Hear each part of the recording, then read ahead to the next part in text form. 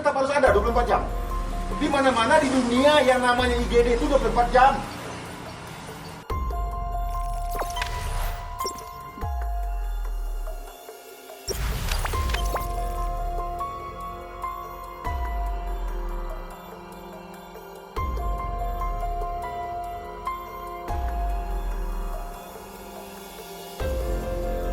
Tapi ini kan dinas. Kalau yang standby di sini kan tetap harus ada 24 jam.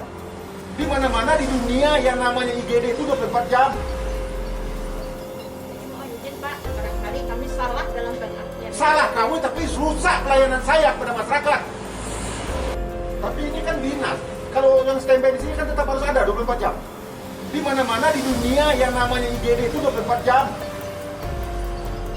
Mohon izin Pak, barangkali kami salah dalam pengertian. Salah kamu tapi rusak pelayanan saya kepada masyarakat.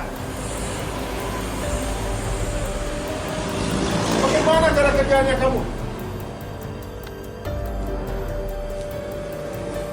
Masa IGD kamu buka sampai jam 5? Jadi kalau jam masyarakat sini, jam 6 sore aja mau mati-mati aja lah. Kami nggak tugas lagi begitu.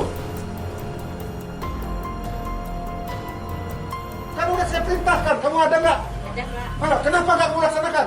Kenapa surat ini yang kamu pakai? Surat apa ini? Orang yang kecelakaan itu sudah terbaring dibawa oleh masyarakat duduk di situ.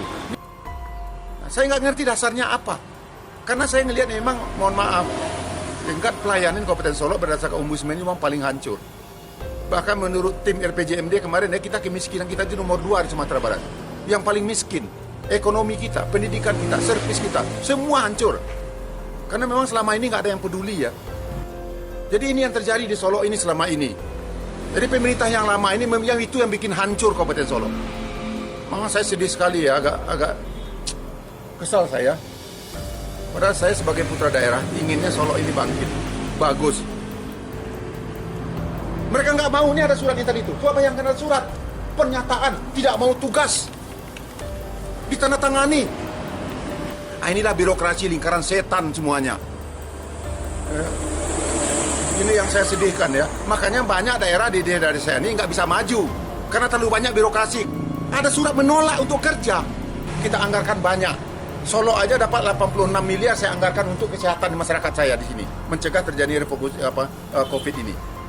Udah saya anggarkan mereka bebas untuk melakukan untuk refocusing. Tapi mereka nggak ada yang peduli. Lihat nih surat ini, menolak untuk kerja dan nggak ada tindakan apa-apa. Dengan gagah lagi nih. Pakai materai lagi. Pakai materai untuk nolak kerja. ASN ini.